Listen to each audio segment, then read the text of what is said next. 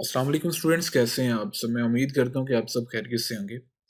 आज के लेक्चर में हम एक्सरसाइज 2.8 की थ्योरी डिस्कस करने वाले हैं और इसमें 2 चीज़ें हैं, मैक्लॉरिन सीरीज़ और टेलर थ्योरम या टेलर सीरीज़ कह लें।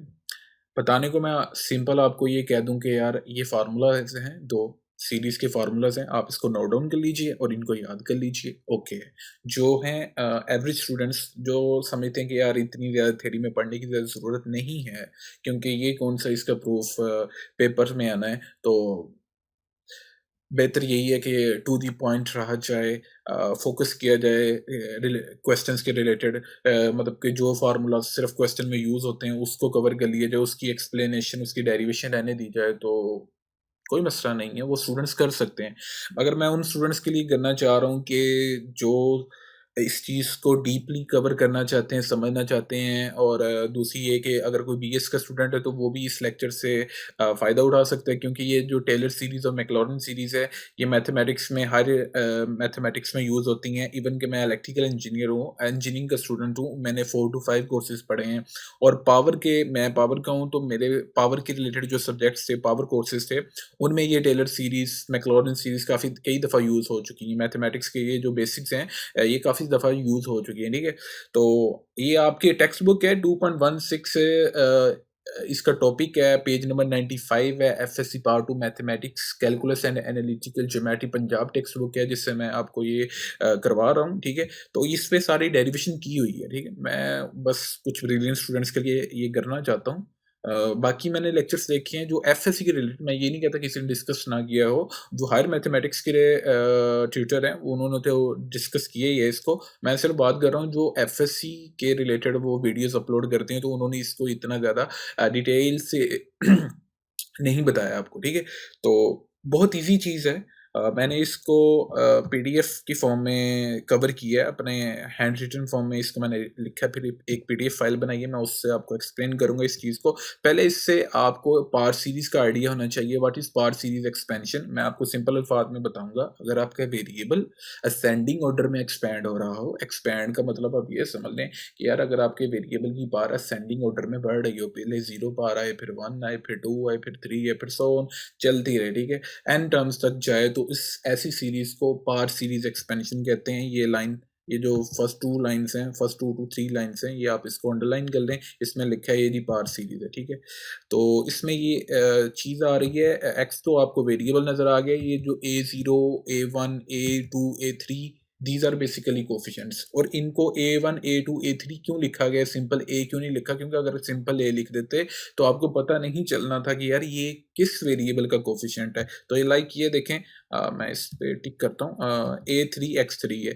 A3 आपको ये स्पेसिफाई कर रहा है कि भाई ये X3 वेरिएबल का कोएफिशिएंट है। ये लाइन में भी यही लिखा है कि भाई ये कोएफिशिएंट्स हमने स्पेसिफाई करने के लिए, पावर सीरीज़ को स्पेसिफाई करने के लिए यूज़ किए हैं, और इनको इवैल्यूएट हमने करना, मतलब इनकी वैल्यूज़ फाइंड करनी है फंक्शन की x इक्वल टू 0 पे, ठीक है?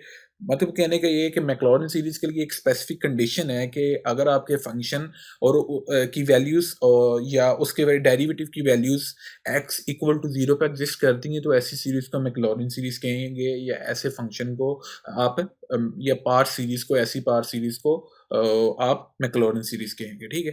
तो हम सबसे पहले जी इस फंक्शन की जनरल फॉर्म लिख लेते हैं। F into x part series हमने लिख ली है, पार्ट सीरीज को एफ एक्स के इक्वल रख लिया, ठीक है? तो हमने इसको एवेल्युएट करना है, आपको मैंने अंडरलाइन भी करवा दी है, at x is equal to 0 पे, ठीक है? पहले सबसे पहले फंक्शन की value at x equal to 0 पे फाइंड कर लेते हैं। सिंपली एक्स की जगह 0 पुट करें तो आपके पास एफ इंटू 0 की वैल्यू आ चुकी है A0। आप राइट साइड पे पुट कर लें एक्स की जगह 0, जितनी भी वन फर्स्ट टर्म से नेक्स्ट टर्म्स हैं वो सारी जीरो हो जाएंगी, क्योंकि उनमें सारी टर्म्स में एक्स आ रहा है, तो वहां पे जीरो चला जाएगा, तो नेक्स्ट टर्म सारी जीरो हो जाएंगी, बचेगा A0। आपके पास फंक्शन का एट एक्स इक्वल टू 0 पे आंसर आ चुका। अब आपने फंक्शन का लेना है डेरिवेटिव, फर्स्ट डेरिवेटिव, ठीक है? First derivative with respect to x on both side. जब आपने फर्स्ट डेरिवेटिव लिया है, ये बन गया एफ प्राइम एक्स, तो ये तो कांस्टेंट था, इसका डेरिवेटिव 0 हो चुका, तो आपने डेरिवेटिव ले लिया। आपको पावर रूल लगाना आता है, मैं उसको एलैबोरेट नहीं करूँगा, क्योंकि अगर मैं स्टेप बाय स्टेप आपको पावर रूल एक्सप्लेन करना शुरू कर दिया, मैंने बताना शुरू कर दिया, तो काफ़ी ज़्यादा लेंथी लेक्चर हो जाएगा। तो मेरा मेन जो पॉइंट है, मेरा मेन फोकस है, वो मैक्लॉरिन सीरीज़ पे है। डेरिवेटिव मैं आपको बता चुका हूँ कैसे सोल्व करना है। तो आपने डेरिवेटिव इसका सोल्व कर लिया है। ये कुछ यूँ बना आपके पास फर्स्ट डेरिवेटिव। आपने अब इस फर्स्ट डेरिवेटिव में x इक्वल टू 0 पुट करना है कि भई इसकी वैल्यू एग्जिस्ट कर रही है कि नहीं। अगर किसी पॉइंट पे ऐसा होता कि यार सीरीज़ की value at x equal to 0 पे एग्जिस्ट ना करती, अनडिफाइन हो जाती फंक्शन की वैल्यू, तो ये मैक्लॉरिन सीरीज़ का पार्ट नहीं होनी थी। f इंटू 0 पे भी वैल्यू आपको मिली है, ठीक है। f प्राइम x लिया, उसमें फर्स्ट डेरिवेटिव लिया, उसमें x की जगह 0 पुट किया, तो ये सारी टर्म्स नेक्स्ट जो हैं ये 0 हो जाएंगी। तो आपके पास बचेगी कौन सी, a1, ठीक है। आपके पास a1 आंसर आ चुका। अब आपने सेकंड डेरिवेटिव लेना है, फर्स्ट टर्म से नेक्स्ट आपने सेकंड डेरिवेटिव लेना है। तो फर्स्ट टर्म फर्स्ट डेरिवेटिव से, सॉरी, जो आपने सेकंड डेरिवेटिव फाइंड किया है, ये कुछ यूं है आपके पास।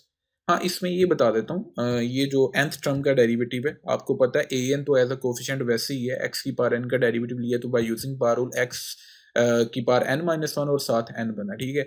अब इसका नेक्स्ट आपने डेरिवेटिव लेना है। मैंने इसको n और an को स्टार्ट में लिख दिया, क्योंकि ये दोनों एज अ कोफिशिएंट है। आपने डेरिवेटिव सोल्व करना है x की पावर n-1 का, तो इसका डेरिवेटिव लेके by using power rule n-1 start में आएगा, n-1 में से एक सब्ट्रैक्ट किया जाएगा, ये n-2 बन जाएगा, ठीक है।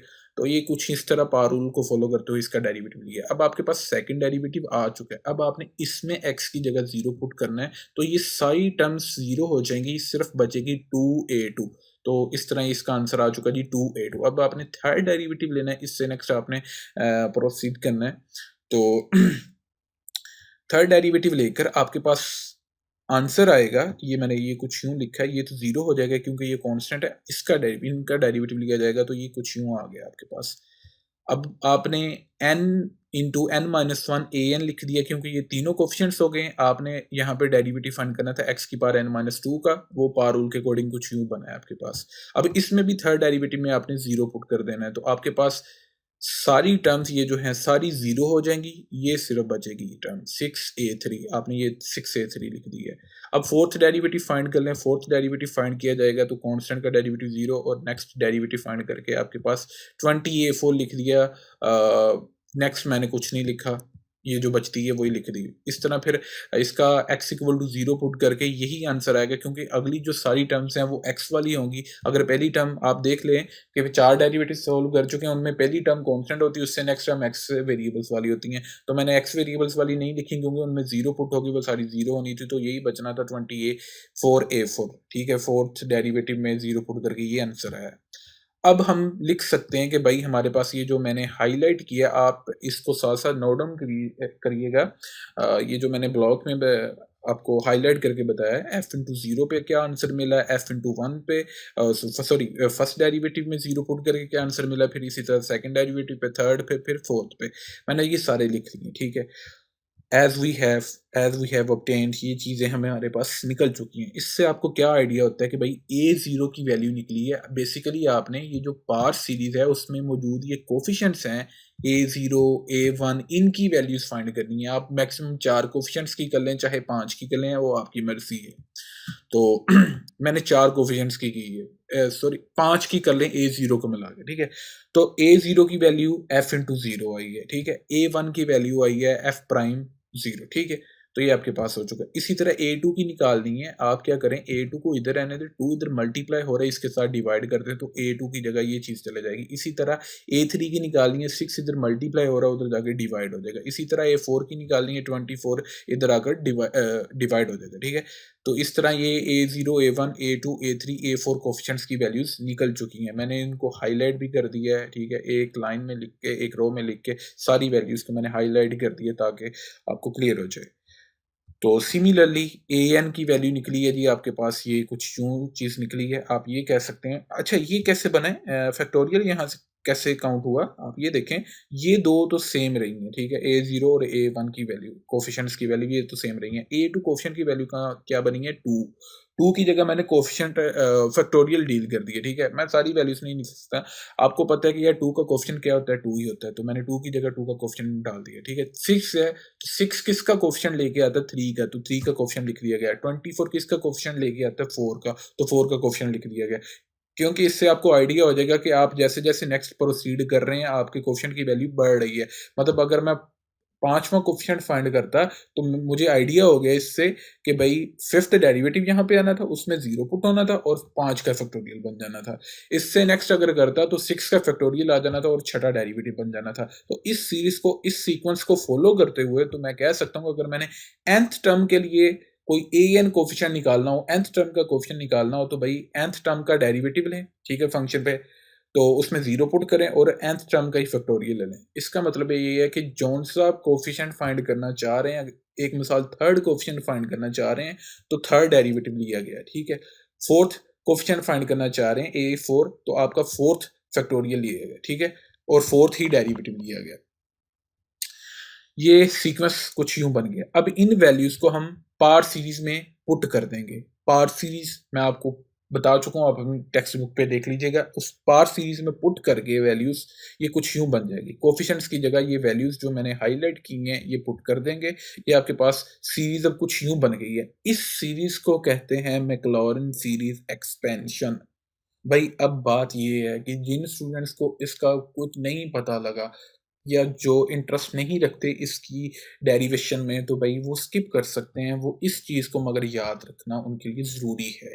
वो इस चीज़ को याद रखिएगा ज़रूर। मैक्लॉरिन सीरीज़ एक्सपेंशन का जनरल फ़ॉर्मूला ज़रूर याद रखिएगा। ये मैंने टिक कर दिया। ये उनको आना चाहिए, चाहे इसको हाइलाइट कर लें आप अपनी टेक्स्ट बुक में। मैं आपको बता देता हूँ, ये आपके बॉटम पे लिखा है, आपके पेज 95 के बॉटम में, आई थिंक सो।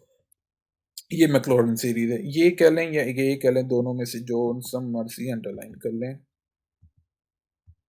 ये अंडरलाइन क्यों नहीं हो रहा?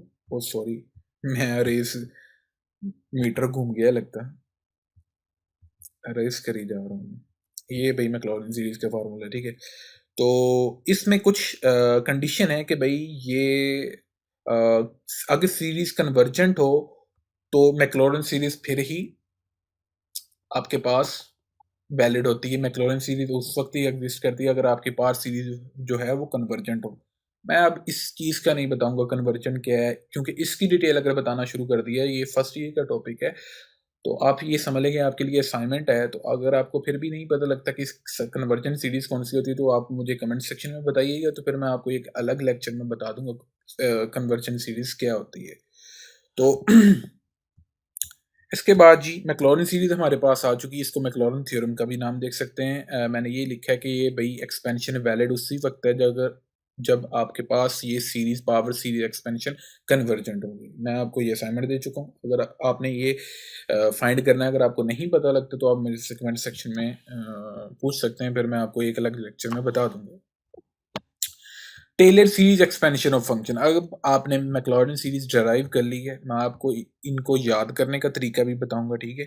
तो फ़िलहाल मैंने इसकी डेरिवेशन की। अब टेलर सीरीज़ एक्सपेंशन करनी है। टेलर सीरीज़ ये है जी, if f is defined in the interval containing a and its derivative of all orders exist at x equal to a, then we can expand as. Okay, ये इसका क्या मतलब है जी?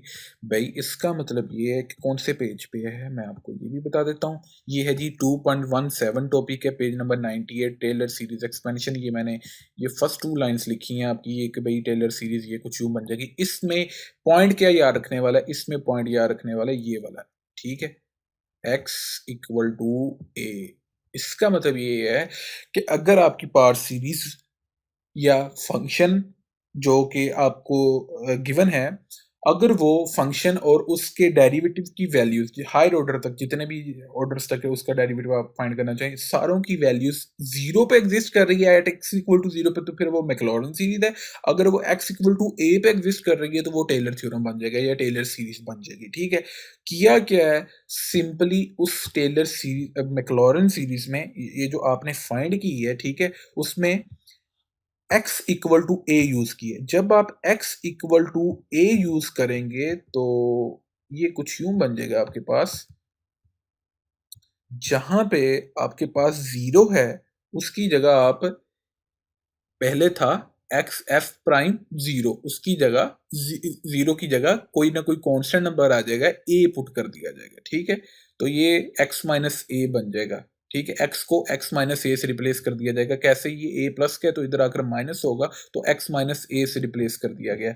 ये जो आपके पास, इसका मतलब ये है कि ये जो आपके पास मैक्लॉरिन सीरीज बनी है, अब टेलर सीरीज बनाने के लिए जहां जहां पे जीरो है उसकी जगह ए कर दिया जाए, और जहां जहां पे एक्स है उसकी जगह एक्स माइनस ए कर दिया जाए, तो आपके पास टेलर सीरीज बन जाती है। ये अभी तक यहां तक खत्म नहीं हुई, इसको रट्टा लगाने की जरूरत नहीं है, ये आपने इसको याद नहीं करना, क्योंकि ये फार्मूला सीरीज का आपकी एक्सरसाइज में यूज नहीं होता। मैं नेक्स्ट आपको बताता हूं, अंडरलाइन भी करूंगा और उस पर टिक भी करूंगा, जो कि आपको याद रखना है। अभी तक मैंने आपको एक फार्मूला बताया है मैक्लॉरिन सीरीज का, ठीक है, जो कि आपने याद रखना है, ये वाला, ठीक। मैं उस पर टिक भी लगा रहा हूं।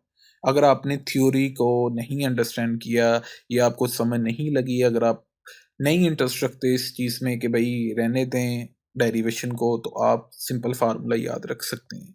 टेलर सीरीज का मैं आपको बता चुका कॉन्सेप्ट। टेलर सीरीज कुछ यूं बन गई है भाई, if A is equal to zero. अब इस टेलर सीरीज में अगर दोबारा आप एक्स ए की जगह जीरो पुट कर देंगे, तो आपके पास दोबारा एक्सपेंशन जो बन जाएगी मैक्लॉरिन सीरीज बन जाएगी, ये मैंने बताया। अब इस सीरीज में ये जो नई चीज करनी वो ये करनी है कि आप अपने एक्स वेरिएबल को रिप्लेस कर दें एक्स प्लस एज के साथ, और ए को रिप्लेस कर दें एक्स के साथ, ठीक है। एक्स की जगह चला जाएगा एक्स प्लस एच, जहां पे ये देखें एफ इंटू एक्स था, तो इसकी जगह एक्स की जगह एक्स प्लस ए चला गया, तो ये बन गया F into x plus H. और जहां पे ए है उस ए की जगह चला गया एक्स, तो ये बन गया एफ इंटू एक्स, ठीक है। इसी तरह एफ प्राइम एक्स बन चुका, क्योंकि ए की जगह एक्स चला जाएगा, और इस एक्स की जगह एक्स प्लस एच जाएगा, तो ये देखें जी, एक्स की जगह एक्स प्लस एच गया, ठीक है। ये जो टेलर सीरीज मैंने फर्स्ट लिखी है उसमें एक्स की जगह एक्स प्लस ए चला गया और ए की जगह एक्स चला गया, तो आपके पास ये एक्स और ये एक्स कैंसल आउट हो जाएगा, ठीक है, और बच जाएगा एच, तो इसकी जगह आ जाएगा एच। इस तरह ये एच यहाँ पे आया, एक्स माइनस ए था, इसकी जगह एच ऐसे बना। इसी तरह भी एक्स माइनस ए की जगह, फिर यहाँ पे फर्क इतना है कि एक्स माइनस ए का होल स्केयर है, तो आपको पता है एक्स की जगह आप एक्स प्लस एच रिप्लेस कर रहे हैं और ए की जगह एक्स रिप्लेस कर रहे हैं, तो मैंने आपको सोल्व करके भी बताया, वो एच बचेगा। तो इसी तरह एच आ गया, एच का स्केयर बन जाएगा, क्योंकि स्केयर पार तो नहीं ना खत्म होगी। इस तरह एच का क्यूब बन जाएगा, यहाँ पे एच का पार 4 बन जाएगी, और यहाँ पे एच की पार n बन जाएगी। तो ये आपने पॉइंट याद रखना है कि भाई आपने क्या रिप्लेसमेंट की है। अब रिप्लेसमेंट करके ये जो चीज बनी है ये याद रखनी है बेसिकली आपने, इसको मैं हाईलाइट कर रहा हूँ। 2 टिक लगाए हैं मैंने, ठीक है, आपके सामने, उनको आपने याद रखना है। एक है टेलर थ्योरम, इसको टेलर थ्योरम भी कहते हैं या टेलर सीरीज भी कहते हैं, और एक है जी मैक्लॉरिन सीरीज। इस तरह आपकी डेरिवेशन भी सॉल्व हो चुकी है, ठीक है, और आपको मैं समझ लें कि इसका प्रूफ भी करवा चुका हूँ, ठीक है। और ये फार्मूलाज मैं आपको हाईलाइट कर देता हूँ, कर दिए, बल्कि आपने ये याद रखने हैं, मैक्लॉरिन सीरीज और टेलर थ्योरम, ठीक है। ये 2 फार्मूलाज, ये वाला फार्मूला जिसको मैंने अपनी पीडीएफ फाइल पे किया है, ओके, हाईलाइट कर दिया मैंने पीडीएफ फाइल पे, तो ये आपने याद रखनी है, ठीक है। आप इसको नोट डाउन कर लीजिएगा, आपकी टेक्स्ट बुक पे भी है, ठीक है, आप वहां से भी देख सकते हैं, आपकी टेक्स्ट बुक पे है जी, ये फार्मूला यहाँ पे लिखा है। आपको बताता हूँ ये यहाँ पे ना लिखा है जी टेलर थ्योरम की statement, if x and h are two independent quantities and f into x plus h can be expanded in x ascending power of h as an infinite series, then ये जो Taylor series बन जाती है। Taylor theorem की definition कह लें या Taylor theorem की स्टेटमेंट कह लें, ये है। डेफिनेशन को रट्टा लगाने की जरूरत नहीं है, इसको आप याद रख लें। इन 2 फार्मूलाज को किस्सा मुख्तसर आपने याद रखना है, ये 2 फार्मूलाज आपके हो चुके हैं, ठीक है। अब मैं आपको बताता हूँ भाई कि इन फार्मूलाज को बेसिकली आपने याद कैसे रखना है, ठीक है। तो आप ये इन फार्मूलाज पे अगर गौर कीजिएगा, तो आप ये देखें कि बटे में जितना फैक्टोरियल आ रहा है, ठीक है, इसको टेलर थ्योरम को तो याद रखना बड़ा इजी है। बटे में जितना फैक्टोरियल आ रहा है, 2 का फैक्टोरियल है, सेकंड डेरिवेटिव ही लिया गया फंक्शन का, ठीक है, और वेरिएबल का स्केल लिया गया उतना ही, सेकंड वेरिएबल एज का उतना ही स्केल लिया गया। अब यहाँ पे बटे में 1 का फैक्टोरियल है, तो फंक्शन का फर्स्ट डेरिवेटिव लिया गया, ठीक है? तो 1 का फैक्टोरियल था, तो फंक्शन का फर्स्ट डेरिवेटिव लिया गया और ये सिर्फ एक ट्रिक है याद रखने का। और सेकंड टर्म की पावर भी कितनी ली गई? 1 ही ली गई, ठीक है? और फंक्शन का डेरिवेटिव भी फर्स्ट ही लिया गया। 3 का फैक्टोरियल है, इसमें ये जो सेकंड टर्म है यानी कि ये जो एज है उसकी पावर भी 3 ली गई, ठीक है? और फंक्शन का डेरिवेटिव भी थर्ड ही लिया गया, ठीक है? अब यहाँ पे कोई फैक्टोरियल नहीं, इसका मतलब है 0 का फैक्टोरियल या कुछ भी नहीं है। यहाँ पे कोई डेरिवेटिव नहीं लिया गया, simple F into x function है और एच की पावर भी 0 ही है, ये समझे? तो एच की पावर 0 मतलब 1 होता है, ठीक है? किसी भी रकम की पावर 0 तो वो 1 के इक्वल होता है, ठीक है? तो यहाँ पे समझ ले कि 0 का फैक्टोरियल है तो कोई डेरिवेटिव नहीं है और कोई टर्म की पावर नहीं आई। जितना बटे में फैक्टोरियल ले रहे हैं समझ लें, उतना ही आप क्या ले रहे हैं सेकंड टर्म, यानी कि ये जो एच सेकंड टर्म है उसकी उतनी ही पावर ले रहे हैं और फंक्शन का उतना ही डेरिवेटिव आप सोल्व कर रहे हैं। इस तरह आप टेलर सीरीज को याद रख सकते हैं। ये मैंने आपको एक ट्रिक बताया है सिर्फ याद रखने का। इसी तरह है जी मैक्लॉरिन सीरीज, ये जो मैंने अंडरलाइन की यहाँ पे, मैक्लॉरिन सीरीज एक्सपेंशन, ये मैक्लॉरिन सीरीज और मैंने यहाँ पे टिक भी लगाया। इसमें ये है कि भाई इसमें एक ही टर्म है समझ लें, तो इसमें दो टर्म्स बनानी हो अगर आपने तो 0 प्लस एच लिख लेना, 0 प्लस एक्स लिख लें। समझ लें कि यार ये बराबर है 0 प्लस एक्स, ताकि ये रिलेट हो जाए ना उसके साथ। उसमें तो दो टर्म्स नहीं एक्स प्लस, इसमें तो एक्स ही है अकेला, तो आप 0 प्लस एक्स लिख लें, ठीक है? इसमें क्या है जी, आप बटे में जितना फैक्टोरियल लेंगे, यानी कि 1 के फैक्टोरियल से आपने स्टार्ट किया है, ठीक है? 0 के फैक्टोरियल से क्या लेंगे? 0 का फैक्टोरियल ऑलवेज ये होता है जी 1 के, आपको पता है, ये आपने फर्स्ट ईयर में पढ़ा है। समझ लें कि ये 0 का फैक्टोरियल है, ठीक है? जितना फैक्टोरियल लेंगे आप, फंक्शन का उतना ही डेरिवेटिव सॉल्व करेंगे आप, उतना ही, मतलब 0 फैक्टोरियल लिया मतलब कि कोई फैक्टोरियल नहीं लिया, समझ लें ये। तो फंक्शन का भी कोई डेरिवेटिव नहीं लिया गया और सेकंड टर्म की पावर भी कोई नहीं ली गई। इसमें सेकंड टर्म आप x को मान लें और फर्स्ट टर्म मान लें आपको 0 को, ठीक है? जितना फैक्टोरियल लिया गया बटे में 1 का फैक्टोरियल लिया गया। ये सिर्फ एक ट्रिक है, मैं बता रहा हूँ, प्रूफ तो मैं करवा चुका हूँ इस चीज़ का। तो आपने 1 का फैक्टोरियल लिया तो आप सेकंड टर्म यानी कि x की पावर भी 1 ही लेंगे और फंक्शन का डेरिवेटिव भी फर्स्ट ही सोल्व करेंगे। बटे में आपने 2 फैक्टोरियल लिया तो सेकंड टर्म यानी कि x की पावर भी 2 लेंगे और फंक्शन का डेरिवेटिव भी सेकंड सोल्व करेंगे। फंक्शन की आप थर्ड डेरिवेटिव लेंगे फंक्शन का, यानी कि थर्ड फैक्टोरियल लिएगा बटे में और फंक्शन का फिर डेरिवेटिव भी आप थर्ड ही लेंगे और सेकंड टर्म यानी कि x है जो 0 और x में जो सेकंड टर्म है x है उसकी पावर भी थर्ड ही ली जाएगी, ठीक है? इस तरह आप ये मैक्लॉरिन सीरीज को भी याद रख सकते हैं। ये जी आपकी थ्योरी हो गई है एक्सरसाइज 2.8 की। आई थिंक लेक्चर लेंथी हो चुका है मगर ये चीज़ एक्सप्लेन करना ज़रूरी थी। आपको किसी बाकी लेक्चर से, बाकी ट्यूटोरियल पे नहीं मिलेगी ये। मैंने इस पे वर्क किया फिर आपको ये चीज़ एक्सप्लेन कर रहा हूँ। तो आई होप कि ये लेक्चर आपके लिए बहुत हैंडी होगा। तो अगर आपको वीडियो अच्छी लगती है तो इसको लाइक और शेयर लाज़मी कीजिएगा। Okay, thank you.